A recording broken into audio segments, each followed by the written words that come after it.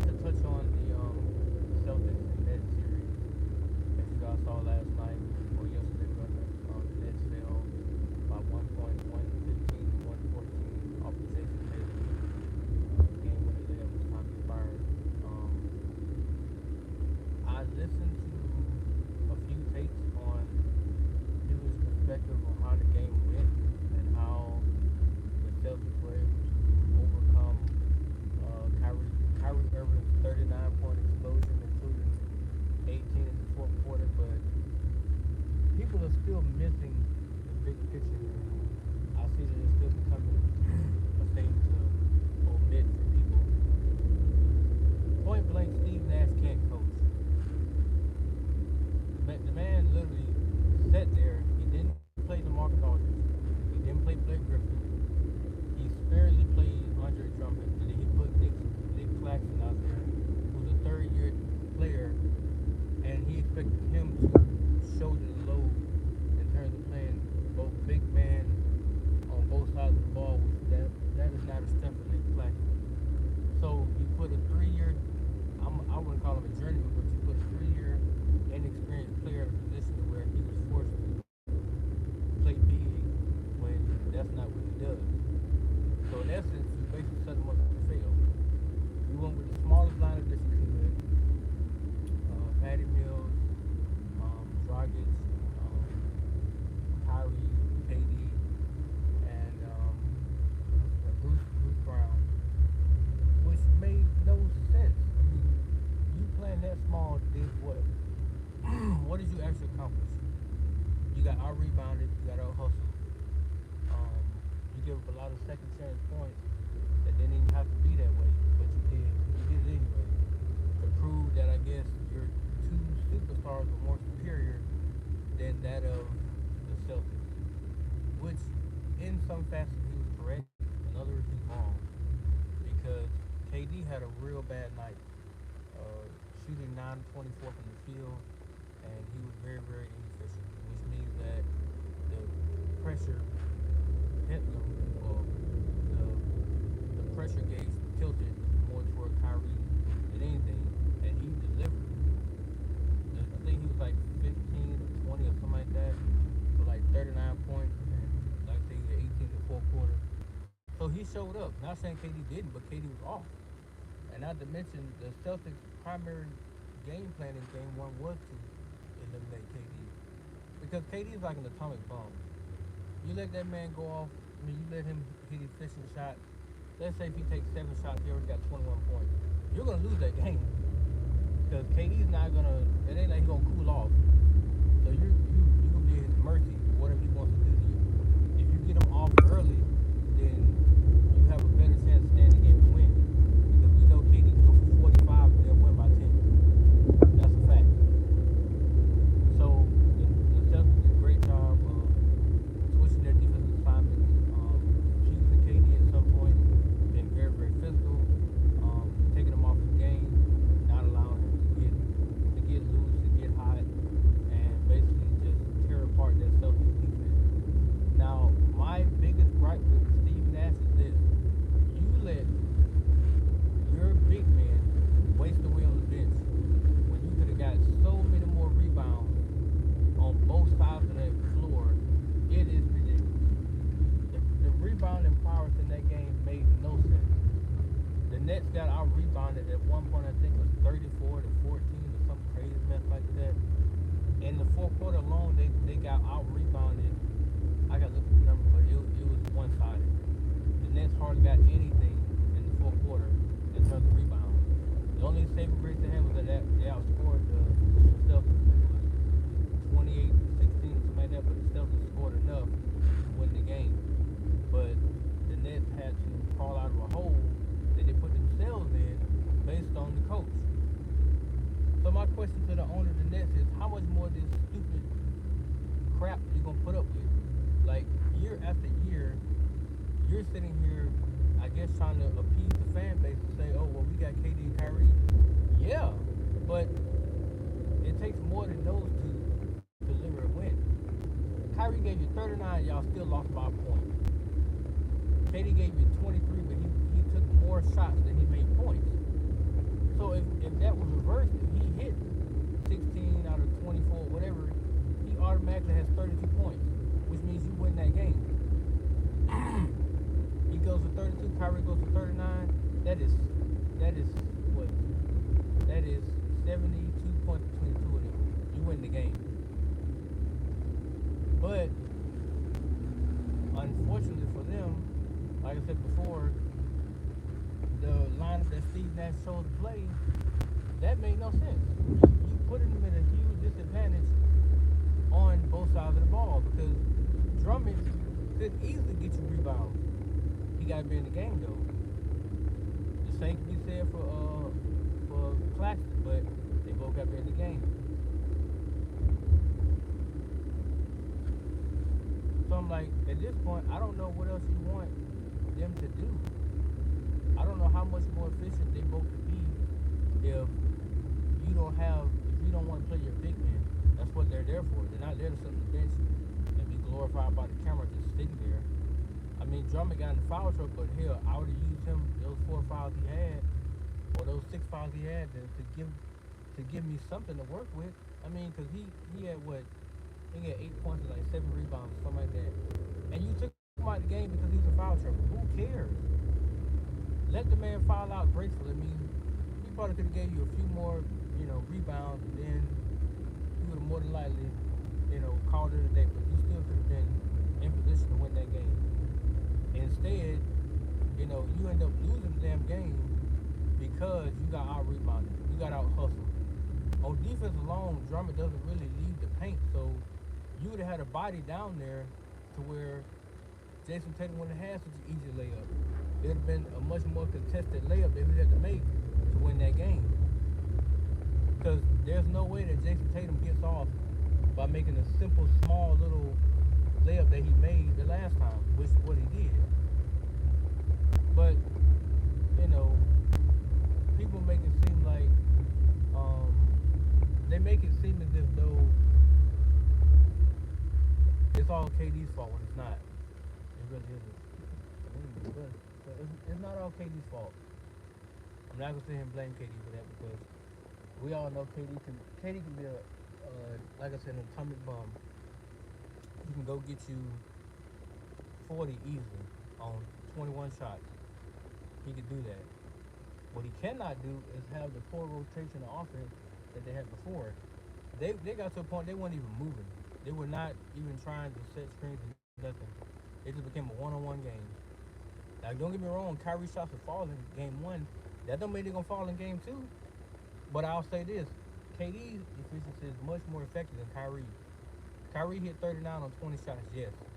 But game 2, Kyrie might miss the first 4 or 5 shots. Whereas KD makes the first 5 or 6, that defense got to readjust. And that will get Kyrie started. See, Kyrie can miss his first 5 shots, but because KD's already hitting, they got to shift or adjust their defense. Kyrie can get off. Now Claxton can get off. Now Patty Mills can get off. Now Steph Curry can get off. Speaking of Steph Curry, he started off the game getting 7 points off the bat. After that, I don't know what happened. It was almost as if Steve Nash was like, "No, we're not gonna let you get off. We're just gonna rely on Patty Mills and Gordon Dragic and people like that to help us out." Gordon Dragic got off yesterday, but as you saw, it wasn't enough to help them win. So his coaching style makes no sense to me. It was one point in the fourth quarter, can't even make this up. He sat down and they mic'd him up. He was sitting there clapping, like, yes, that's it, the energy, the effort. How's that coaching? I'm not getting the point here. That's not even coaching. I can do that. Anybody else that has a brain, that's a player, can do that. So to just be sitting there yelling and come on some yes and getting excited over a play, that it's almost like you've been a player. You're not even a coach. Which is why Kyrie made that statement. We don't need a coach. They do need a coach. They need a coach that can actually set up plays and that can create sets and create play calls and stuff like that they can use on the court. Because without that, you're not beating a lot of teams with ISO ball. You're just not. You come out better running the actual system than doing isolation. You can do pick and roll. You can do high low. You can do all kinds of stuff But if you're not willing to run the sets, then I mean it's gonna be ISO one-on-one ball, and you just praying the shot to fall, or you praying you'll get an offensive rebounds to get a second chance to get a wide open three that they should knock down. But in most cases, the Nets have put themselves in the hole at the beginning of the game. They say no, they fight out of it. Either they're missing the first few shots or they commit turnovers, which leads to other baskets, and so on and so forth. But solely, I'm not gonna sit here and put that game on KD because to me, most of that fell in Steve Nash's lap. If you saw that your superstar, your mega superstar, was struggling like that, you got to find ways to get him easy baskets. You just got to find ways to alleviate his stress and get him easier shots where he can make them. Because when he's not hitting at all, that offense is not the same. And people don't fear the Nets when KD's not on. When KD's off, he's not that revered. People don't worry about that. Like they know that he can be efficient, but when he's not efficient, he's gonna continue to shoot until you see one fall. And even though he see a couple falling, he still the fact that he got to shoot so many shots to get to that number, that really hurts the team. So last night, what you saw was him trying to get in the rhythm, despite him missing a lot of easy shots. He wasn't attacking the rim like he normally would to get foul calls because he was 4 or 5 free throw line. So had he just done that, he probably won the game from free throw lines. Because he would have got 30 points off the free throw line. Because he hits all the time from the free throw. He don't miss. So I would have lived with him doing that. But with all that being said, they have to find another coach that's going to challenge them. I don't know who that's going to be. I think Jason Key would be better. I think Frank Vogel, who just got fired, hell, bring his ass in there. You saw what he did with the Lakers with Anthony Davis and LeBron James. Not talking about LeBron. With Anthony Davis. He ran sets outside of what LeBron wanted to do and got results. So why can't that be done with Brooklyn?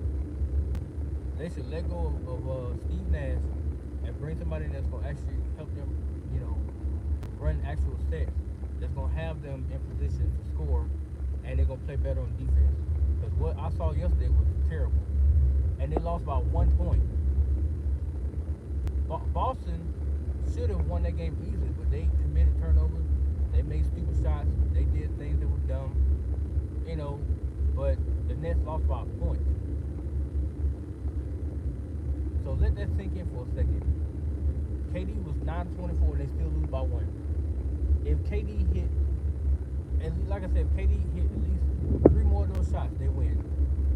But enough of the if, enough of the woulda, shoulda, coulda. They lost by a point. Game 2 is on Wednesday, and we'll see what adjustments Steve Nash make, if he make any, because I've never seen him make one damn adjustment since they've been coaching. I watched the series last year against Milwaukee. You cannot tell me that you should have Andre Drummond on the bench for a 7-game series and he don't get in one damn time. One time, you had Andre Drummond and you had Nick Claxton. Why the hell is Nick Claxton trying to guard Giannis? When Andre Drummond's a bigger body, who's going to make Giannis work. Not getting that concept. But I digress. Now on to the second part of this. So, as you guys know, they've been saying on the news for a minute now, Kyrie Hill got traded to the Dolphins. Whoopsie. I'm still excited about it, but at the same time, I've been reading where people just constantly bash into it. Well, this is last year, and if he don't do well, blah, blah, blah, blah. What makes people think he's going to digress in year 3? When clearly he went from 18 to 26, which to me is 8,000 more yards he's put up over his second year. I'm correct. Because it was 18, then he went to 26. So that's 8. He gave you. He went from 800 more yards. 800 more yards in his second year to give you 2,600. So what makes people think that he's not gonna go to 335, 4,000 yards in his this would be year 3? He should eclipse 4,200 yards this year, which he will be able to do it because if he's healthy, as long as he's healthy, as long as the run game is putting out at least 75 yards a game to help keep that play action, keep the bootlegs and all that stuff, or the shotgun sets to keep that pocket clean to help him. You ain't gotta keep it clean all the time. Just give him enough time where he can survey that defense and start to eat. If you do that, he's gonna give you 4,200 yards. He's gonna give you exactly what you saw in college. But you cannot sit here and say, well, he can't do it. He can't go deep. When I've seen multiple games where he threw the ball 40 plus yards down the field, multiple games. But people only look at the fact that he dinks and dunks. The offense last year was predicated for that because the offensive line was so horrible. The games that he did in clean pocket, they had 7 blockers in that game in that formation. They had 7 blockers with 2 people running routes. That's not football. That's a lot of wasted energy on offense that you should not be dedicating to keeping the quarterback from getting hurt or keeping the quarterback upright. You should be able to maintain most defenses with that 5-man front you got. If necessary, the running back will chip or the tight end can chip and still go out in their route. But you should be able to maintain with 5 people up front. That's what they're getting paid to do, right? To keep the quarterback upright. That's what they're getting paid to do. But it seems to me that, all last season, he was running for his life, or he was stepping in the pocket, moving around, and he still made the throws downfield because he never looked at the rush. He looked down the field to see who was down there, and he was making those passes. Whether the pocket was clean, whether he had people around him or closing in on him, he made the passes. And people still will not give that boy credit. I don't understand. People like Shannon Sharp, Skip Bayless, oh, well, I was wrong about two. What were you wrong about? Shannon do realize that year by year the team develops, the team progresses. No team I've seen come in from year one. The Rams are the exception because the Rams are already built to win now, and they brought in Matthew Stafford, and then they took off to the Super Bowl. But they were built to win right now. You had Aaron Donald, Von Miller, Jalen Ramsey. The list goes on and on who they had. And they went there and beat the Tampa Bay Buccaneers, the 49ers, and they won the Super Bowl against the Bengals. But that team was built to win right now. Like, they're the favorites next year to go back and win it again because they're already built to do this.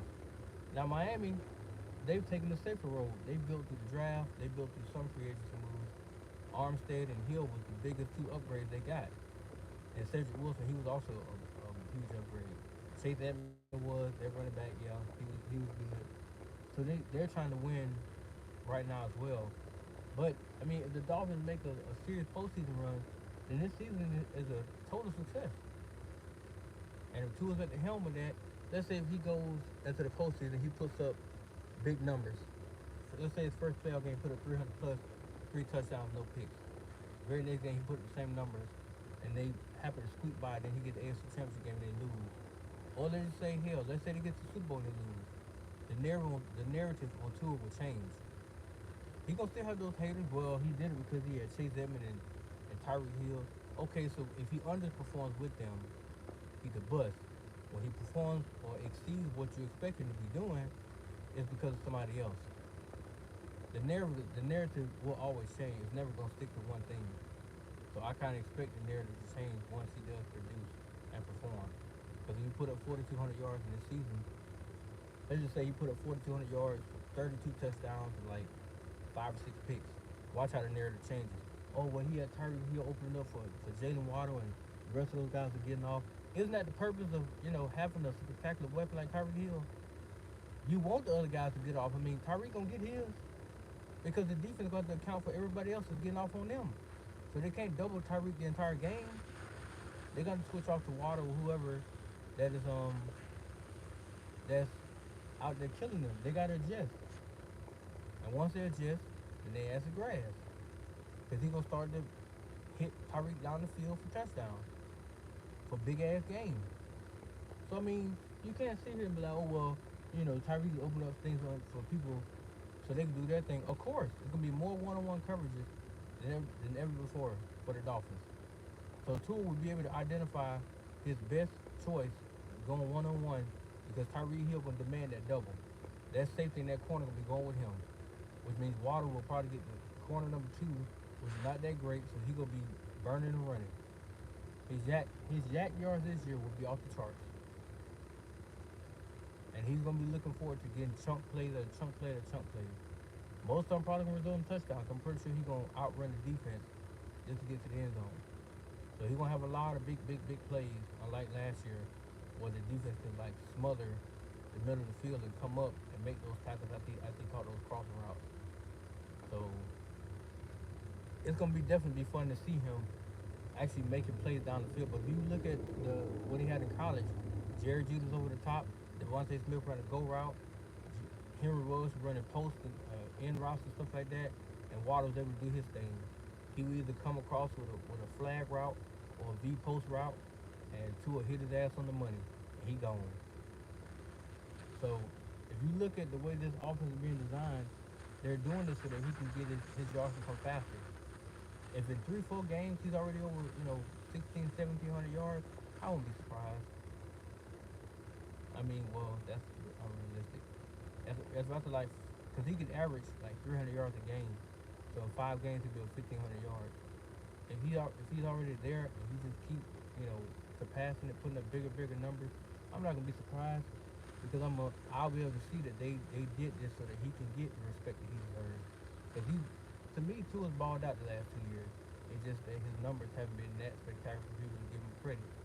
But to go from what he did with 9 games with 1800 yards, where he played 13 games, I think this past season, and he put up 26, and he missed 5 games. So really, he played 11 for real, because he missed 5. He had injury. He had 3 weeks for one injury. Then he missed the Texas game, so that's really 4. Then he played half of the Baltimore game, so it's like 4.5 games, close to 5, and he still put up 2600 yards. The only thing he got to come down is interceptions, but he's not gonna have a reason to throw dumb interceptions this year because the defense is gonna be so stretched out with Hill and Waddle and Gronkowski and Cedric Wilson. You can pick your poison, and if Will Fuller decides to come back, then hell, send his ass on the go route down the field. So when Hill is on one side, Fuller's on the other, Waddle's in the slot, and you got you can go 5 receivers. Put them boys out there, make them go to work. Somebody gonna get open.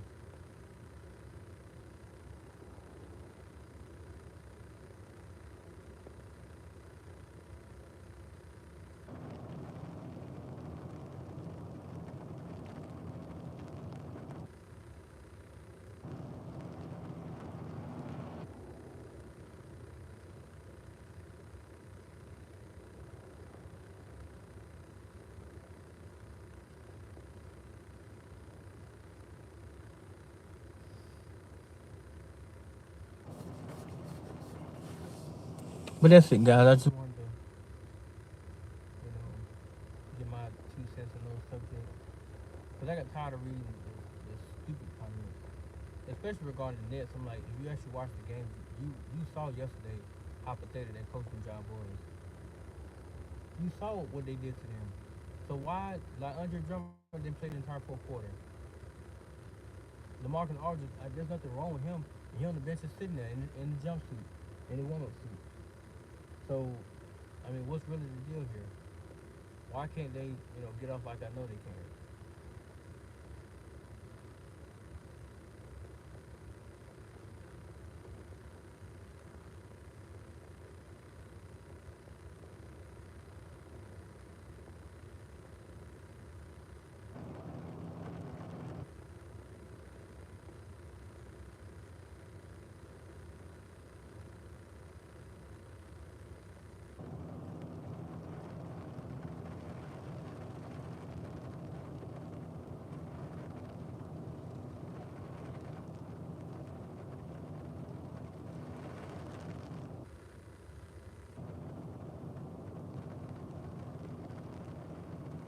But that's it, guys. It's my time. Let me know what you guys think. Sorry I keep blanking out. I'm getting tired. But let me know what you guys think about what I put out. I really do want to hear you guys' thoughts.